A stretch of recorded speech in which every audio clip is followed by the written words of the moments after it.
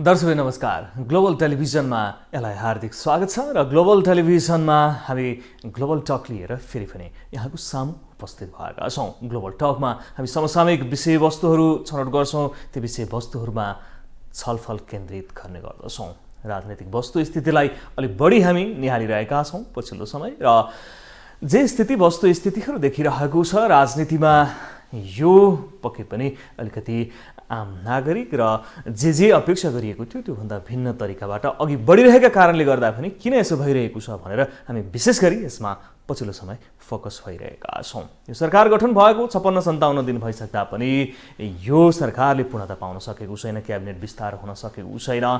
त्यसो त एक पक्ष जुन सरकारबाट बहिर्गमन भएर गएको छ नेकपा एमाले, त्यो पनि विभाजनको अवस्थामा पुगिसकेको छ। दुईवटा दल भइसकेको अवस्था रहेको छ। एउटा नेकपा भएर झन्डै 2/3 सत्ता सम्हालेको यो मुलुकको सरकार यति बेला 3वटा दलमा परिणत भइसकेको अवस्था रहेको छ। नेपालको राजनीति किन यसरी तरल रूपमा अघि बढिरहेको छ र कानुनी अडचनहरू के छन्, यिनै सन्दर्भमा रहेर आज हामी कुरा गर्छौँ। हामीसँग कुराकानी गर्नको लागि स्टुडियोमा उपस्थित हुनुहुन्छ वरिष्ठ अधिवक्ता एकराज भण्डारीज्यू, यहाँलाई हार्दिक स्वागत छ। धन्यवाद। एउटा कानुनविदको हिसाबले वर्तमान राजनैतिक वस्तुस्थितिलाई यहाँ कसरी निहालिराख्नु भएको छ? अहिले वर्तमान नेपालको जुन राजनीति हो यो विचारमा खस्किँदो भएर, विचार राजनीति सिद्धान्तबाट खस्किँदो भएर खालि नितान्त निजी र व्यक्तिगत स्वार्थमा नेपालको राजनीति चलिरहेछ, जसले गर्दाखेरि यसमा अन्तर्राष्ट्रिय रूपमा पनि अत्यन्त हस्तक्षेपपूर्ण कार्यहरू भइरहेका पनि देखिन्छन्।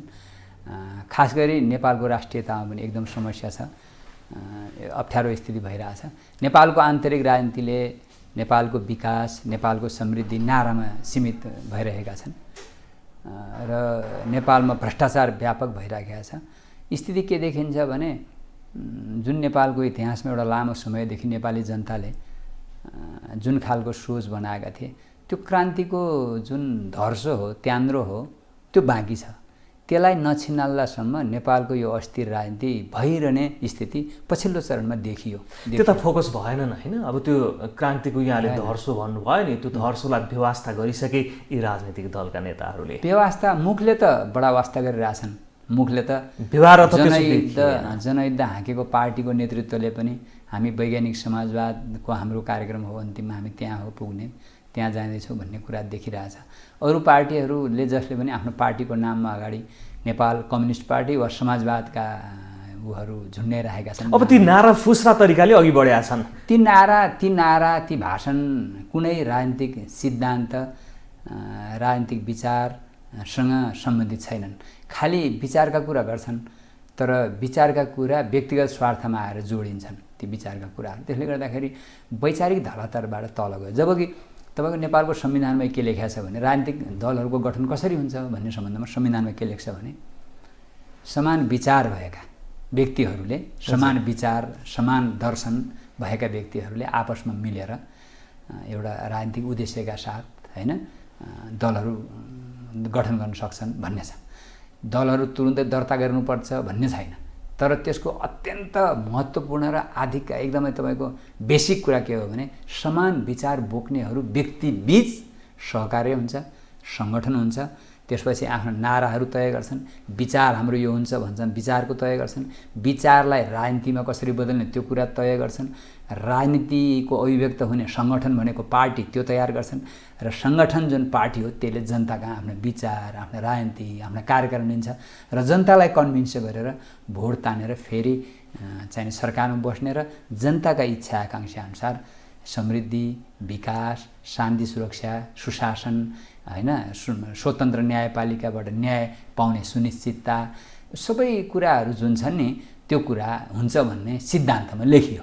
तर अहिले के भइदियो भनेपछि तपाईँको एउटा अत्यन्त प्यासीले मरुभूमिमा पानी खोजे जस्तो आम जनतालाई त्यस्तो देखियो कि तपाईँको कुरा त धेरै राम्रो राम्रो गर्ने, तर जनतालाई त अब त्यो सपना जस्तो भयो। त्यत्रो जनता जनयुद्धमा लामबद्ध भयो, त्यत्रो जनता पहिलेदेखि नै क्रान्तिमा लाग्यो। भन्नुहोस् न 7 सालमा त्यत्र होनहार योद्धाहरूले प्राण त्याग गर्नु पर्यो। 36 साल, 46 साल, 28 साल, 62-63 साल लगातार क्रान्ति गर्दाखेरि पनि अझ पनि ती प्रवृत्तिहरू गएनन्। जबकि 12 बुँदे समझदारी गर्दाखेरि नै राजनीतिक दलहरूले विगतमा हामीले जे जति गल्ती गऱ्यौँ, सांसद किनबेचका कुरा, पजेरो र प्राडोका कुरा, ती हामी दोहोऱ्याउँदैनौँ, ती विकृतिहरू भनेर कमिटमेन्ट गरेका छन्। तर फेरि पछिल्लो चरणमा आइदिँदाखेरि 2/3 मतबाट बनेको सरकार नै सांसद किनबेचमा लागे घटनाहरू हामीले सुन्नु पर्यो, दुःखको कुरा। ठुल्ठुला दलालहरूलाई, ठुल्ठुला उहरूलाई चाहिँ सिद्धान्त र विचारबाट विचलित भइसक्यो। विचार र राजनीतिको सिद्धान्त अनुसारको राजनीति छैन, विचार सिद्धान्तको राजनीति छैन, जसले कि आफैलाई चाहियो, आफूले सरकार राख्न पायो भने, पदमा आफू पुग्यो भने सही, पार्टीको नाम नभए गलत। पार्टीको नाम नेपाल कम्युनिस्ट पार्टी राख्छन्, त्यसले एउटा फिलोसफी बोक्छ। पार्टीको नाम नेपाली काङ्ग्रेस भन्ने लाग्छन्, त्यसले पनि एउटा फिलोसफी बोक्छ। त्यसको पछाडि एउटा फिलोसफी हुन्छ नि, दर्शन हुन्छ नि। तर जस्तो भन्नुहोस्, नेपाली काङ्ग्रेसको एउटा खालको जुन निरन्तरता थियो, त्यो बेलादेखि राणाहरूसँग लडेर आयो, बिपीले त्यसको नेतृत्व गर्नुभयो, त्यसको एउटा दर्शन थियो। त्यो दर्शनमा अब ब्रेक भयो, त्यहाँ पनि त्यो दर्शनबाट चल्ने पार्टी त्यो पनि भएन। नेपाल कम्युनिस्ट पार्टी, जसलाई पुष्पलालले नेपालमा स्थापना गर्नुभयो, उहाँको टिमले, त्यसपछि विभिन्न किसिमका पार्टीहरू फुट हुँदै गए, विभिन्न विभाजित हुँदै गए। तर अन्ततः आउँदाखेरि फेरि क्रान्तिकारी धार पनि छ, नहुने होइन। क्रान्तिकारी धार सानो हुँदै जाने, जब त्यो राम्रो ठुलो भएर जान्छ, फेरि त्यहाँ फुट हुने र विचारको नाउँमा, 2 लाइन सङ्घर्षको नाउँमा व्यक्तिगत निजी कुराहरूलाई अगाडि ल्याएर टकराव पैदा गर्ने र कार्यकर्तालाई कसरी ढाँट्ने भनेपछि हाम्रो त विचारको 2 लाइन सङ्घर्ष हो नि भन्ने।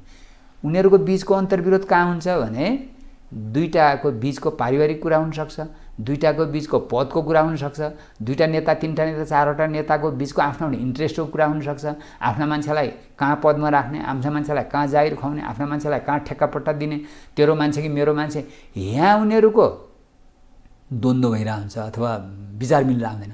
त्यसलाई अब के गर्छन् भनेपछि मिटिङ हुन्छ नि, मिटिङमा त फेरि सबै पढेका छन्, हेर्नुहोस्, जानेका छन्, हेर्नुहोस् कति छन् भनेपछि एकदम सिद्धान्त सबै जानेका छन्।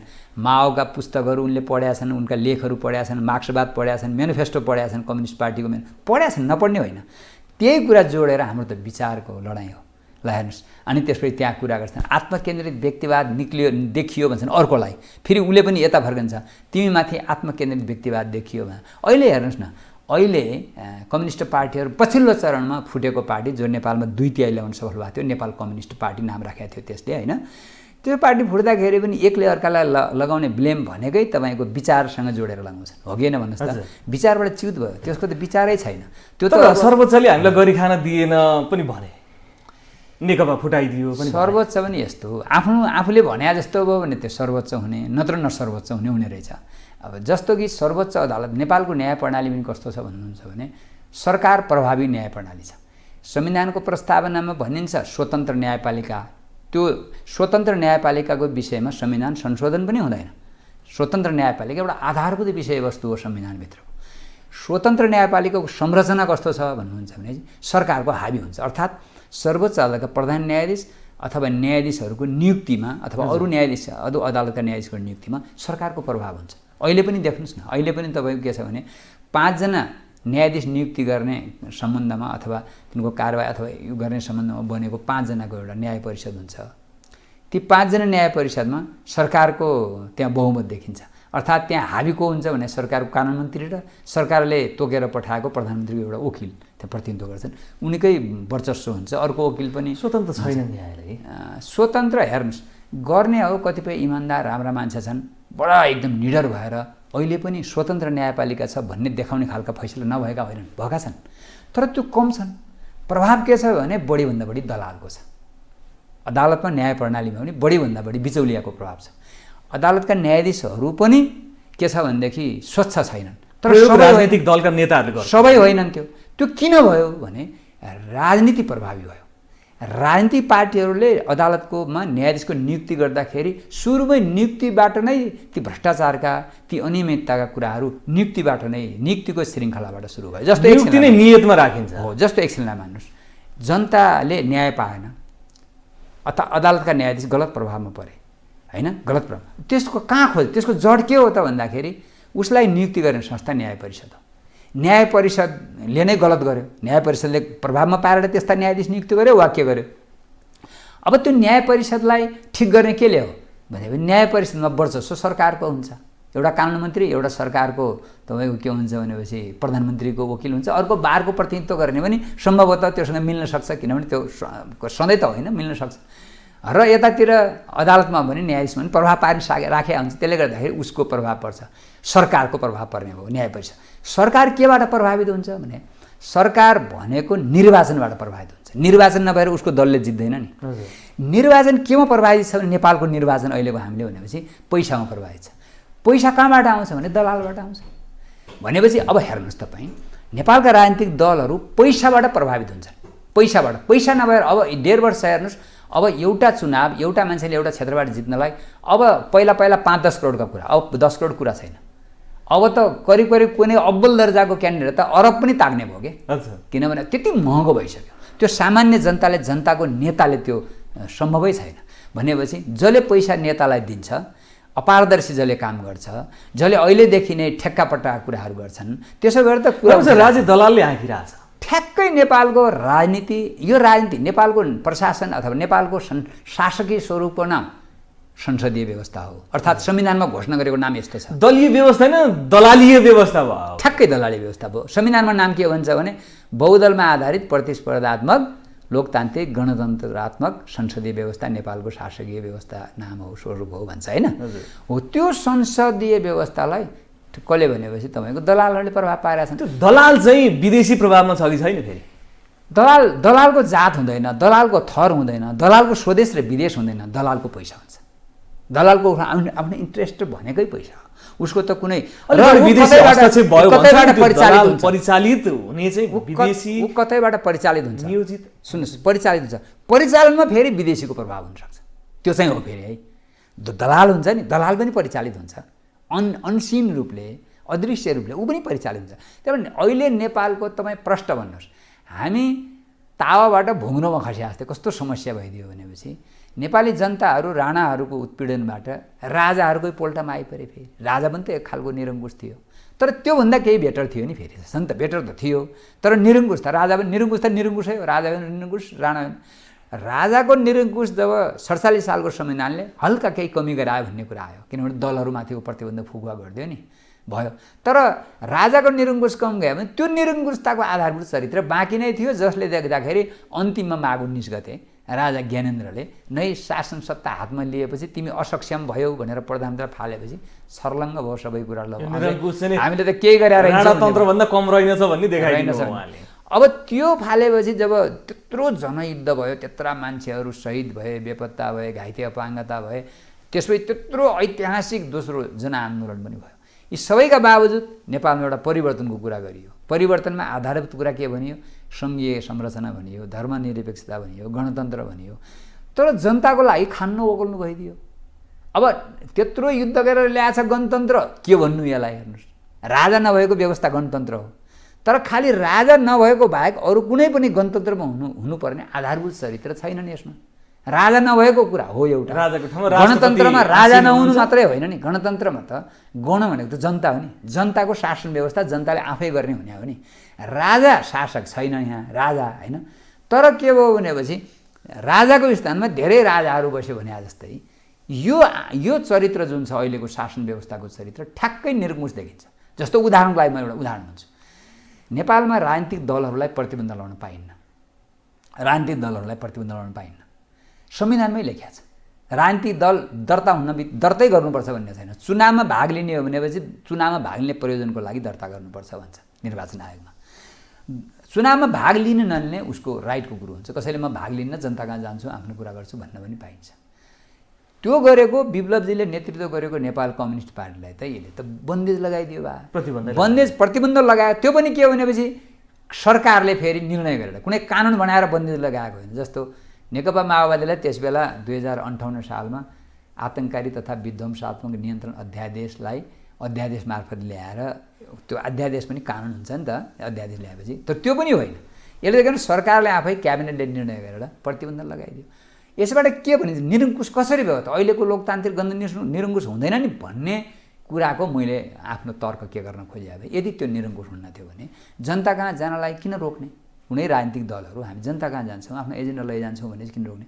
जहाँसम्म एउटा तर्क छ तिमीले त अशान्ति मचायौ, तिमीले त हिंसात्मक गतिविधि गर्यौ, तिमीले त बम बोक्यौ, तिमीले त अथवा हतियार बोक्यौ भन्ने हो भने तत्त विषयमा बोक्नलाई कानुनी कारबाही त छ त, कानुन त छ त हामीसँग छैन र? व्यक्तिलाई कारबाही हो, अनुसन्धान गर्नु पर्यो। जसले पिस्तोल बोकेको छ त्यसलाई त्यही मुद्दा चलाउनु पर्यो, जसले चाहिँ हिंसात्मक गतिविधि गर्छ त्यसलाई त्यही मुद्दा चलाउनु पर्यो। व्यक्तिलाई गर्नु पर्यो, दललाई होइन। हो, दल पनि यदि अपराधिक हुन्छ भने गर्न सकिन्छ कुनै?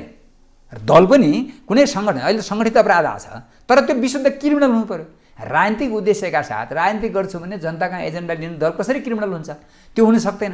त्यसकारण के भएपछि मैले यहाँ समक्ष मैले निवेदन गर्न खोजेको, यो जुन लोकतान्त्रिक संसदीय व्यवस्था भन्ने दल लोकतान्त्रिक भएन, जनता कहाँ आफ्नो नारा ल्याइन्छु भन्ने राजनीतिक दललाई प्रतिबन्धको स्थितिमा पुर्यायो। अहिले पनि आजका दिनसम्म 150 भन्दा बढी मान्छेहरू तपाईँको देशभरि राजनीतिक आस्थाका बन्दीहरू छन्। अहिलेको लोकतान्त्रिक गणतन्त्रात्मक भनिने व्यवस्थामा त्योभन्दा लाजमर्दो केही हुन्छ? 21औं शताब्दीमा आस्थाका बन्दीहरू, आस्थाका राजनीतिक आस्थाका बन्दीहरू। म नेपालमा होइन, मार्क्सवाद लेनिनवाद र माओवाद मेरो आधारभूत विचार हो, त्यसको आलोकमा म चाहिँ नेपालमा वैज्ञानिक समाजवादी राज्य व्यवस्था स्थापना गर्नको लागि आफ्ना एजेन्डाहरू जनता कहाँ लैजान्छु भन्ने मान्छेलाई तैँले त्यसो किन भनिस्, तैँले त्यसो भन्न पाउँदैनस्, त विप्लवको पार्टीको मान्छे होस् भनेर त्यसलाई प्रतिबन्ध लगाएर लगाएका मुद्दाहरू तपाईँको मान्छेहरू 150 भन्दा बढी थुनमा बस्छन्। सरकारले यसभन्दा अगाडि 3 बुँदे सहमति गर्यो, कार्यान्वयन गरेन, मान्छे छुट्याएको छैन, न मुद्दा फिर्ता लियो न के गर्यो, त्यत्तिकै चलिरहेछन् भनेपछि त एउटा सरकारले गर्यो, अर्को सरकार त त्यसको सक्सेसर हुन्छ नि, होइन?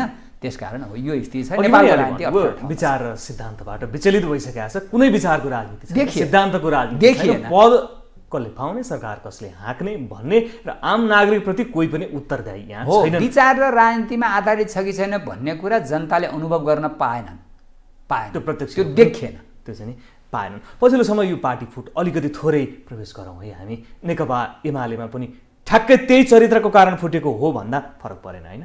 त्यही नै हो, त्यहाँ पनि भागवण्डा नै हो। त्यो त नेकपा एमाले पनि भागवण्डामै हो नि, जुटेका पनि भागवण्डामै। कुमार नेपाल र केपी शर्मा ओलीको दुईटाको टकरावको कारणले फुटेको नितान्त निजी र व्यक्तिगत। तपाईँ एउटा उदाहरण एकचोटि मलाई कहिले हो मिति थाहा छैन, केपी शर्मा ओली विदेशमा उपचारार्थ जाँदै हुनुहुन्थ्यो, माधव नेपालले उहाँलाई शुभकामना दिनुभयो भन्ने कुरा मिडियामा मैले देखेको। दिँदाखेरि मरोस् भन्ने चाहनुहुन्थ्यो होला, कसरी शुभकामना दियो तिमीले भनेर भन्नुभयो भन्ने कुरा व्यापक मिडियामा आएको थियो। भने मतलब यति यस्ता हरकत गर्ने कि जुन नेतृत्व तहबाट त्यो सुहाउँदा किसिमका नहुने के भनेपछि उहाँहरूको बिचको नितान्तले जहाँसम्म माधव नेपाल र केपी ओली भएको राजनीतिक दल थियो पहिला नेकपा एमाले, त्योसँग फेरि जनयुद्धबाट आएको एउटा पङ्क्ति हो। त्यहाँ त विभाजित छन्, एउटा विभाजित एउटा पङ्क्ति जसलाई प्रचण्डजीले नेतृत्व गर्नुभएको छ, त्यो पङ्क्ति पनि आएर मिलेर नेकपा भयो। त्यसको मिलाइमा पनि विचारमा मिलाइ थिएन। किनभने विचारमा किन थिएन भने उसको विचार भन्छ उहिले अहिले पनि मुखले त्यही भन्छ नि, यो नेकपा माओवादीले होइन, माओवादी केन्द्रले के भन्छ भने मार्क्सवाद लेनिनवाद माओवाद भन्छ, त्यो त्यागेको छैन। उसले के भन्छ भने हाम्रो बहुदलीय जनवाद हो, होइन? बहुदलीय जनवाद मार्क्सवाद लेनिनवादको आधारमा बहुदलीय जनवाद हामीले सुधार गरेका छौँ, यस्तो छ, नयाँ खालको छ भनेर उसले भनेको छ। भनेपछि वैचारिक पनि एक थिएन, साङ्गठनिक पनि एक हुन सकेन। किन दुईवटा अध्यक्ष त दुनियाँमा कहीँ हुँदै हुँदैन क्या, त्यो हुने कुरै हो। दुईवटा अध्यक्ष पनि हुन्छ कहीँ, होइन? त्यो हुने कुरा भएन। बनाए जे पनि हुन्छ बनाए, त्यो सङ्गठन पनि एक थिएन, विचार पनि एक थिएन, त्यसपछि राजनीति पनि एक थिएन, त्यसपछि के थियो भनेपछि कमान्ड पनि एक थिएन र एउटा थियो, त्यो भनेको स्वार्थ। त्यो भनेको हामी छुट्यौँ भने अरू आउँछन्, हामी नछुट्याएर जित्यौँ भने हामी चुनावमा जित्छौँ, जितेपछि के हुन्छ भने हामी मन्त्री हुन्छौँ, मन्त्री भएपछि के हुन्छ भने दलालहरूले डाइरेक्ट हामी मार्फत पैसाको कारोबार गर्छन्, हामी त्यो पैसा चलाउन सक्छौँ र अर्को 5 वर्षपछिको चुनाव पनि हाम्रो सुनिश्चितता हुन्छ भन्ने नै नियत थियो। राजनीति भन्यो भने त्यही हो, विचार भन्यो भने त्यही हो, जे भन्यो भने त्यही। अब नेकपा एमाले भन्छ कि सर्वोच्च अदालतले प्रधानमन्त्री नियुक्त गर्ने हो परमादेश दिएर भन्छ, यो सही छ? अब त्यो गलत छ? यहाँ एउटा कानुनको विद्यार्थी, कानुनविद, वरिष्ठ अधिवक्ता हुनुहुन्छ, मलाई यो कुरा सोधिहाल्न मन लाग्यो। परमादेशले बनाएको होइन, त्यो त तपाईँको राजनीतिले बनाएको। त्यो परमादेश पनि त राजनीतिले बनाएको हो नि। अदालत कसरी बनायो भन्नुहोस् त? अदालतको संरचना भनेको संविधानले बनाएको होइन। संविधान कसले बनाएको भन्नुहोस् त? संविधान राजनीतिले बनाएको होइन, होइन? संविधान भनेको खेलको एउटा नियम हो, त्यो आधारभूत नियम हो। त्यो नियमलाई उल्लङ्घन गर्ने हो भनेपछि खेल सही ढङ्गले अगाडि बढ्दैन, फल हुन्छ, त्यहाँ अराजक मचिन्छ। त्यसो भए हुनाले अनि यदि राजनीतिक दलहरूले गलत गरे, सरकारमा बसेर गलत गरे, सरकारले आफ्नो कार्यक्रम लागू गर्न सकेन अथवा आधारभूत यस्ता कुराहरू देखिए जहाँ चाहिँ संसद अगाडि बढ्न सकेन, आफ्ना विधेयकहरू पास गर्न सकेन भने संसदीय व्यवस्थामा दल विघटन हुन सक्छ। तर नेपालको सन्दर्भमा त्यो आधारभूत कुरा देखिने स्थिति थिएन। त्यहाँ त फेरि व्यक्तिगत टकराव थियो हैन। व्यक्तिगत टकरावले कारणले त्यो संसद के भयो, विघटन गरियो। अदालतलाई तिमी व्याख्या गर भनियो, उहिले कालोलाई सेतो, सेतोलाई कालो भन्यो भने मान्नु त पर्छ। यदि त्यो गलत छ, कालोलाई सेतो भन्यो भनेपछि त राजनीतिक दलहरूले संसदमा महाभियोग ल्याएर प्रस्ताव पास गराउनु पर्यो नि त, त एकजना सदस्य त्यो हिम्मत गर्नु पर्यो नि त। आफूले चाहिँ नि ती न्यायाधीशहरूलाई जसले त्यो परमादेशको आदेश जारी गरे तिनलाई महाभियोग पनि लाउन नसक्ने, गलत थियो भने महाभियोग लाउनु पर्यो, त्यो कराएर भएन नि। परमादेश सही थियो त्यो त वास्तवमा, किनभने सही त मान्नु पर्यो, सही थियो भने त्यसलाई मान्नु पर्यो हैन। त्यसकारण गर्ने आफू परेपछि चाहिँ हामी मान्न नि मान्छौँ प्रक्रिया चाहिँ गलत हो, गलत काम चाहिँ गर्यो, तर जे फैसला गर्यो त्यसलाई चाहिँ मान्छौँ भन्ने दुईटा खालको अभिव्यक्ति दिनुहुन्छ हैन। ठिक छ, त्यसको टिका टिप्पणी गर्न पाइन्छ नपाइने होइन। अदालतको आदेश मान्नुपर्छ, मान्नुभयो उहाँहरूले, त्यो ठिक छ। र अदालतले गरेको कुराहरू गलत छ भन्ने कुरा पनि भन्न पाइयो त्यो। र मलाई विडम्बना के लाग्छ भने यो संविधान बनाउने पुस्ता नै त्यही पुस्ता हो। 5 पुस्ता पछिको भइदिएपछि 5 पुस्ता अघिका मान्छेले यो संविधान बनाएको थिए, यो स्पिड हो भन्ने कुरा हुन्थ्यो। तिनै हात हुन् जसले यो परमादेशले यो सरकार बनाइदियो भनेर बनेको संविधानलाई लेख्ने पनि तिनै हात, तिनै दिमाग हुन् हैन। अहिले टिप्पणी गरेर पनि तिनै हुन्। आखिर आफैले बनाएको नै संविधान हो, आफैले लेखेका झगडा पर्यो भने मिलाउने अधिकार स्वतन्त्र न्यायपालिका भन्छौँ, तिमी स्वतन्त्र न्यायपालिकाले गरिदेऊ, तिमीले भने हामी कुरा मान्छौँ भनेर कमिटमेन्ट गरे, त्यो संविधान लेखेका विषय। अब यो अध्यादेशको थोरै कुरा उठाउँ है। यो दल विभाजन सम्बन्धी अध्यादेश सरकारले फेरि पनि ल्यायो, दल विभाजन गर्यो, यसमा यहाँको विचार के छ? यो दुईटै उस्तै हेर्नुहोस् के पहिला खुब विरोध गर्ने यिनै राजनीतिक दलका नेता अहिले सरकारमा पुगिसकेपछि पहिला अध्यादेश ल्याउने सरकारका साथीभाइहरूको म अन्तर्वार्ता सार्वजनिक भनाइहरू सुन्छु। पहिलाको ठिक थियो, अहिलेको बेठिक थियो, बेठिक छ। अहिलेकाले भन्छन् पहिलाको बेठिक थियो, अहिलेको ठिक छ। दुईटैको नियत ठिक थिएन, दुईटै अध्यादेश ल्याउनु गलत थियो। पहिलेको अध्यादेश ल्याए, अध्यादेश किन ल्यायो भने संवैधानिक परिषदका मानिसहरूले भागवण्डामा आफ्ना आफ्ना मान्छेहरू संवैधानिक निकायमा भर्ना गर्न, निर्वाचन आयोगमा, अख्तियार दुरुपयोगमा हैन, त्यसपछि आएर लोकसेवामा लगायतका संवैधानिक अङ्गहरू जहाँ छन्, मानवाधिकार आयोगमा, त्यहाँ आफ्ना मान्छेहरू, त्यो मकसद पुरा गर्नको लागि संवैधानिक परिषदमा 5 जना मान्छे हुन्छन्। 5 जना मान्छे त सरकारको प्रधानमन्त्रीका पक्षका थिएनन्। प्रधानमन्त्रीका पक्षका जतिजना थिए त्यतिले मात्रै निर्णय गरे पुग्ने भन्ने कुरा अध्यादेश ल्याए। बुझ्नु, 5 जनामा 2 जनाले मात्रै पनि पास, 3 जना हुने, 3 जनामा 2 जना मात्रै उपस्थित भए पनि हुने, बहुमत पुग्ने, निर्णय हुने भन्ने अध्यादेश त्यो पनि केही हुन्छ। त्योभन्दा त यसो लेख्दा हुन्थ्यो नि, एकजना प्रधानमन्त्रीले जसलाई नियुक्त गर्छ त्यसलाई मान्यता दिने, एकजना प्रधानमन्त्रीलाई नै संवैधानिक परिषदको हैसियत दिएको छ भनेर संशोधन गर्न के बिग्रियो त? अध्यादेश ल्याउने अधिकार दिएकै छ हैन। अथवा प्रधानमन्त्री कुनै बिरामी भएर उपचार गर्न त्यस्तो भयो, प्रधानमन्त्रीको श्रीमतीले अथवा प्रधानमन्त्रीको भाइ छोराले पनि त्यस्तो काम गर्न सक्ने, किनभने उनको परिवारको मान्छे सक्सेसर भयो नि। त्यो कुरा अध्यादेशमा लेखेर ल्याइदिए झन् राम्रो, के भयो जस्तो पनि ल्याउने हो। त्यही कारण 5 जनाको परिषदको परिकल्पना कस्तो गरेछ? त्यहाँ त विपक्षी दलको नेता हुन्छ, त्यहाँ त सर्वोच्च अदालतको न्यायाधीश, प्रधान न्यायाधीश हुन्छन्, हो कि भन्नुहोस् त? त्यहाँ भनेपछि त्यस्तो संरचना जुन छ त्यो संरचनालाई सबैले विरोध गर्छ, सभामुख छन्, सबैलाई फालेर एउटा प्रधानमन्त्रीले जे गरे पनि हुन्छ भन्ने किसिमको अध्यादेश ल्याउनु सही थियो। त्यस सम्बन्धमा मुद्दा पऱ्यो। हेर्नुहोस् है, सर्वोच्च अदालत मुद्दा पऱ्यो। मुद्दा अब अस्तिको संवैधानिक जुन ऊ भयो नि, अस्तिको संसद विघटनपछि के भयो भनेपछि कुरा त आयो। के कुरा आयो भनेपछि फेरि अब यो त्यो जुन संवैधानिक नियुक्ति हो नि, त्यो त संवैधानिक परिषदले गर्यो। त्यो संवैधानिक परिषदको अध्यादेश पनि गलत थियो।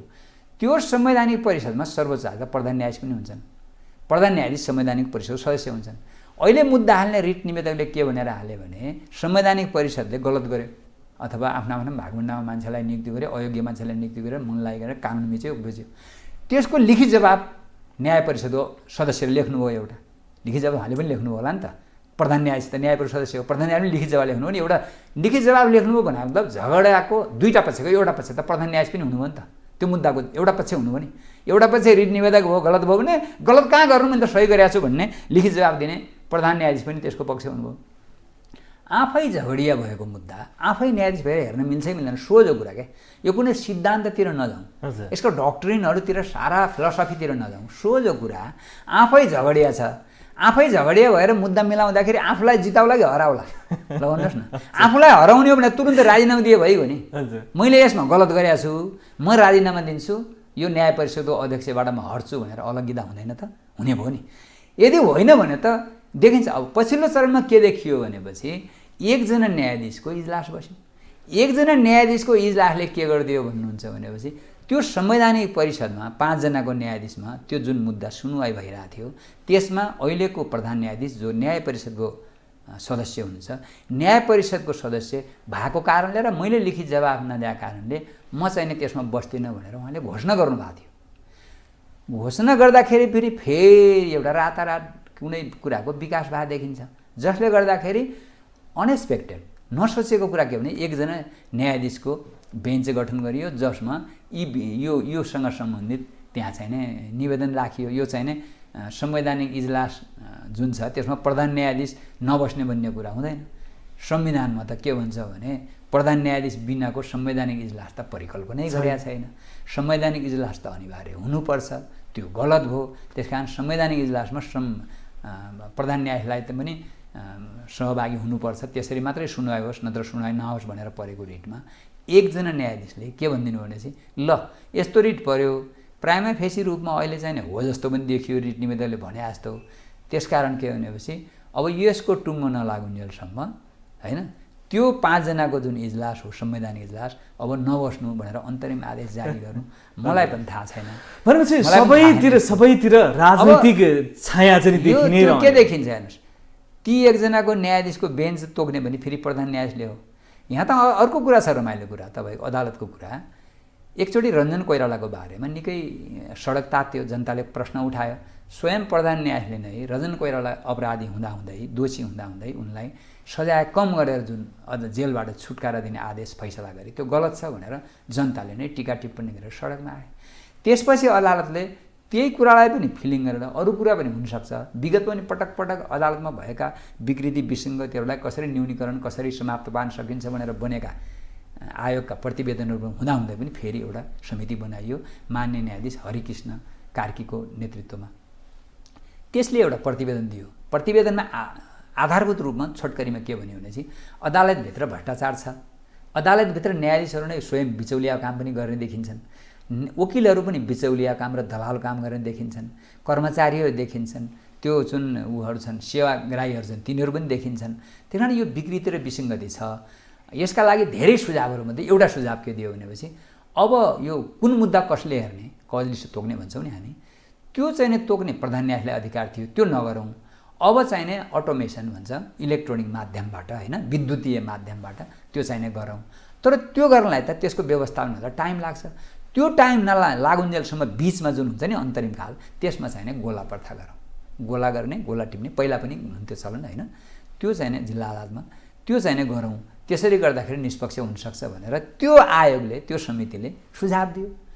त्यो सुझाव दिएपछि एउटा खालको बारले सबै ठाउँबाट कुराकानी भएपछि के भन्नुहुन्छ भनेपछि प्रधान न्यायाधीशले फेरि घोषणा गर्नुभयो, ल सम्भवतः 16 गतेदेखि नै हामी अब त्यो गोला प्रथा गर्छौँ भन्ने कुरा आउँदाखेरि मलाई पनि लागेको थियो, म पनि एज ए कानुन व्यवसायी होइन वकिल, अब त 16 गते त गोला प्रथाबाट निष्पक्ष ढङ्गले बेन्च गठन भयो भने त उहाँ जुन संवैधानिक परिषदको इजलास नबस्नु भन्ने आदेश गर्ने न्यायाधीशको बेन्चमा त्यही मात्रै 2-3वटा मुद्दा मात्रै पारेर अरू मुद्दा त्योभन्दा पुराना छन्, अन्यत्र पालना आएर बसिरहेछन्, त्यो मुद्दा मात्रै अघिल्लो दिन दर्ता भएको भोलिपल्टै हुने गरेर पार्यो भनेपछि त त्यसमा त केही नियत छ भन्ने हरेक जनताले नियत चाहिँ छ। अब हामी थोरै प्रसङ्ग उठाउँ। अहिले खुब तातेको छ राजनीति, सडक, आम नागरिक, बुद्धिजीवी सबैतिर तातेको विषय एमसिसीको विषय चाहिँ निकै तातेको छ। र अब एमसिसीको जुन प्रतिनिधि छ फतिमाची चाहिँ नेपाल आउने प्रसङ्गले झनै तातिएको छ। अब यो पास हुने अवस्थातिर जान लाग्यो हो कि खास एमसिसी के हो, यहाँले बुझेको एमसिसी के हो? एमसिसीको बारेमा धेरै बहसहरू छलफल भएको छन्।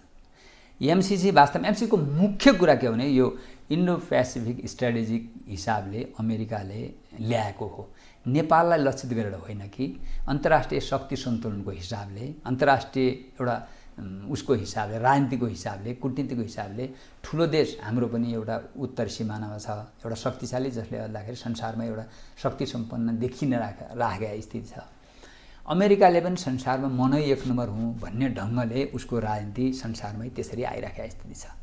पछिल्लो चरणमा इन्डियासँग इन्ट्रेस्ट मिलेर अथवा कसरी हुन्छ, नेपालमा अथवा छेउछाउमा, जसरी उत्तर कोरियालाई लक्षण गरेर अमेरिकी सेनाहरू त दक्षिण कोरियामा बसेका छन्, अथवा अफगानिस्तानलाई लक्षण गरेर नजिकमा बसेका, संसारका जहाँ पनि आन्दोलनहरू त्यहाँका जनताले गरिराखेका छन्, एउटा खालको स्थिति हुन्छ, त्यहाँ नै छेउमा लिएर यो आइपिएस अन्तर्गतै हो। त्यो भन्ने कुरा त अमेरिकन अधिकारीले भनेको कुरा सार्वजनिक भएका हुन्। यो आइपिएस अन्तर्गत त्यहाँ सैन्य रणनीति छ, अमेरिकाको त्यहाँ सैन्य रणनीति छ भनेर आएको भन्ने कुरा देखिन्छ भन्ने कुरा नै मूल रूपमा अहिले विरोधको रूपमा आइरहेछ।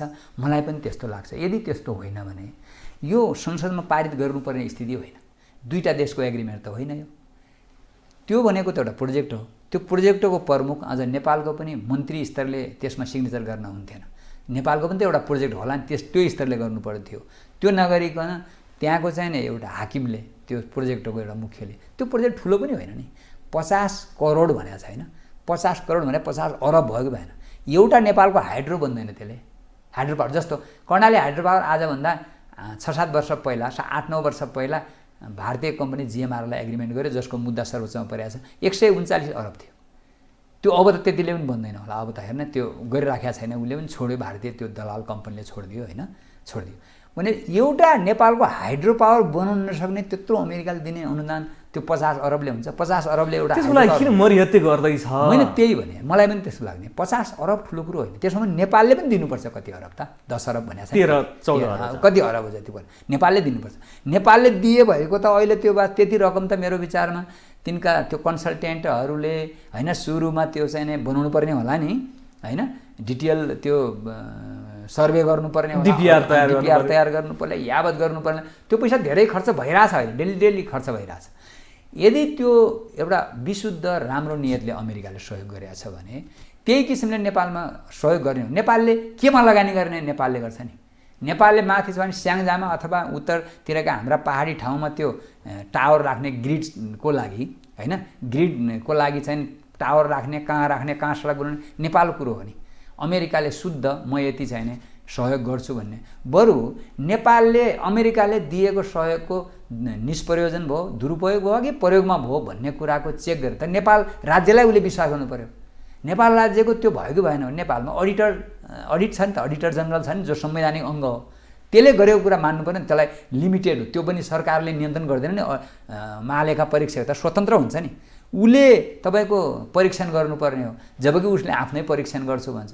नेपालको सरकारलाई, नेपाल राज्यलाई, नेपाल देशलाई, नेपाल राष्ट्रलाई विश्वास नगर्ने एउटा सानो प्रोजेक्ट 50 अरब भनेको नै ठुलो। तर त्यो सानो प्रोजेक्टको लागि नेपाली राजनीतिक दलका नेताहरू, केही नेताहरू बाहेकका सम्पूर्ण राजनीतिक दलहरू एक ठाउँमा आएर यो पास गर्नुपर्छ भन्नुको कारण चाहिँ के होला? जीवनजी म भन्छु, अहिले नेपालका राजनीतिकहरू त अमेरिकामा 1 महिनाको लागि यिनीहरूलाई अमेरिका घुमाइदिए पुग्छ जस्तो लाग्छ। अरू केही दिनु पनि पर्दैन।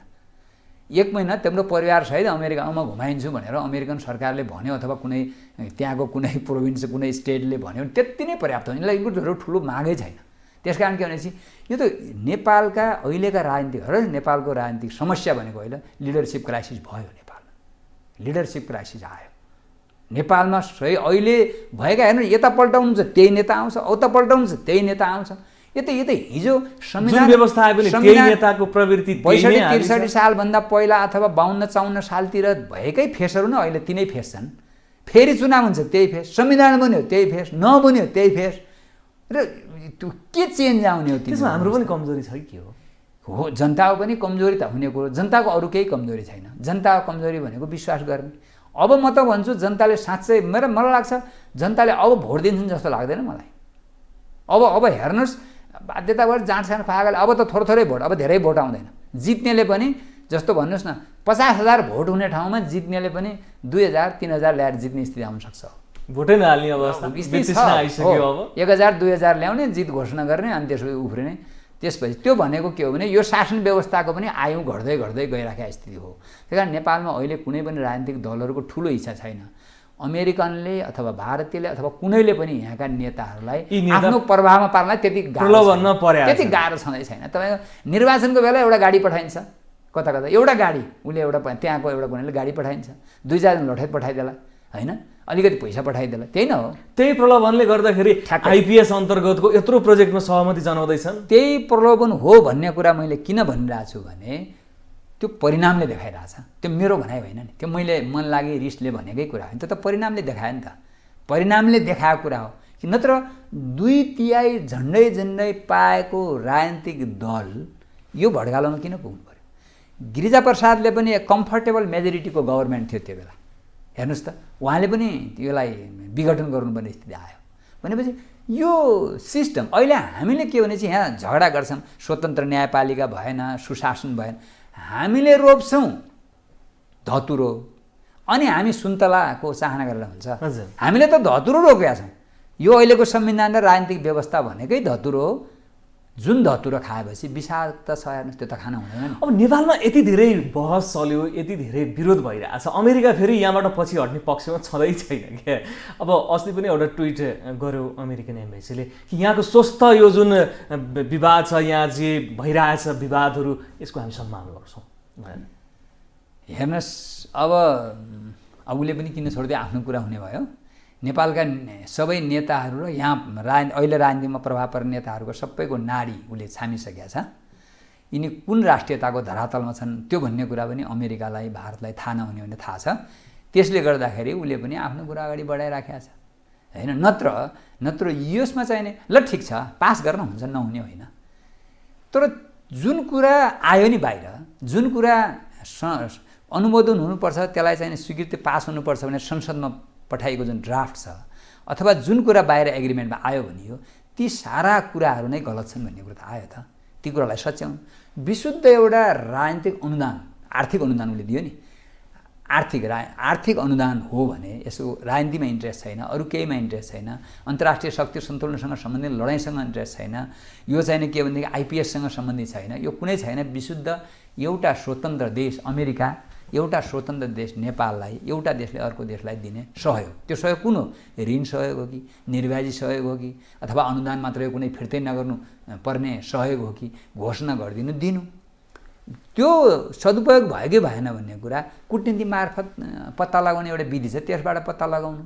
आफै आएर आफ्नै अडिटर दर्ता त्यहाँ चाहिँ राखेर आफ्नै मान्छेहरू राखेर संशोधनको विकल्प 50 अरब दिने, त्यो 50 अरब त उनकै कन्सल्टेन्टहरू लिएर जान्छन् खाइदिने भाइ। संशोधन गरेर पास गर्न सकिन्छ भनेर केही नेताहरूले भनिरहेको छ, तर अमेरिका यो हाम्रो संविधानले यस्तो किसिमको कुरालाई पास गर्नुपर्छ भन्ने बाध्यात्मक व्यवस्था संविधानमा छैन।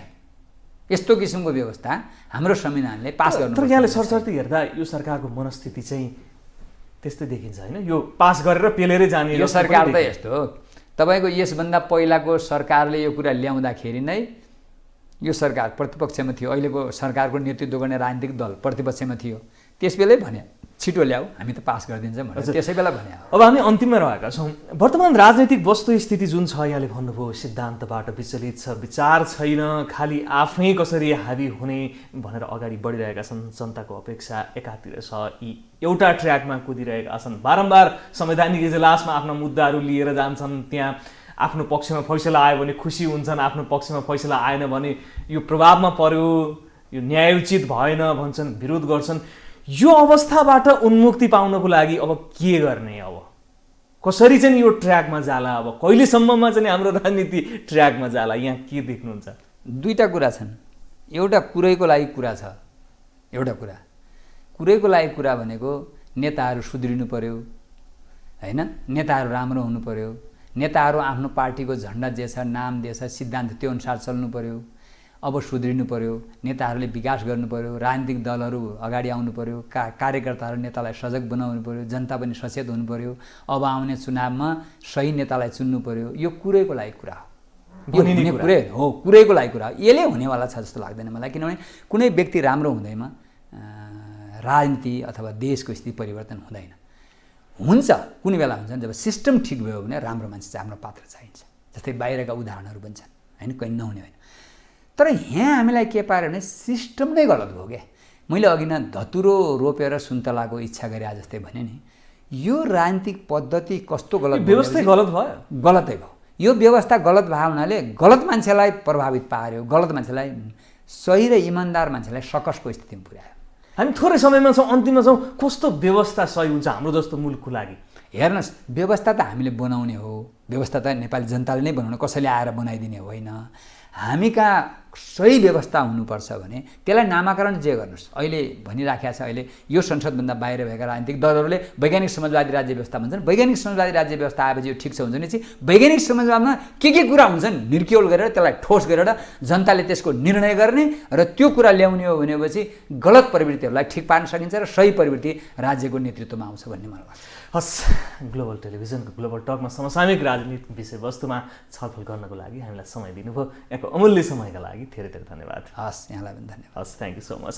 दर्शकबिन, ग्लोबल टकमा आज हामीले कुरा गऱ्यौँ वरिष्ठ अधिवक्ता एकराज भण्डारीज्यूसँग वर्तमान राजनीतिक वस्तुस्थिति कस्तो रहेको छ, राजनीतिक दलका नेताहरू कस्तो प्रवृत्तिमा अघि बढिरहेका छन्, उहाँको विचार सुन्ने हो भने अहिले सिद्धान्त र विचारको राजनीति होइन कि पद लुप्तताको राजनीति गर्दाखेरि आज यो अवस्थामा देश पुगेको हो र नागरिकको अपेक्षा मिट हुन नसकेको हो भन्ने उहाँले एउटा निष्कर्ष निकाल्नु भएको छ। अन्य कुनै विषयका साथमा आउनेछौँ। ग्लोबल टेलिभिजन हेर्दै गर्नुहोला। नमस्कार।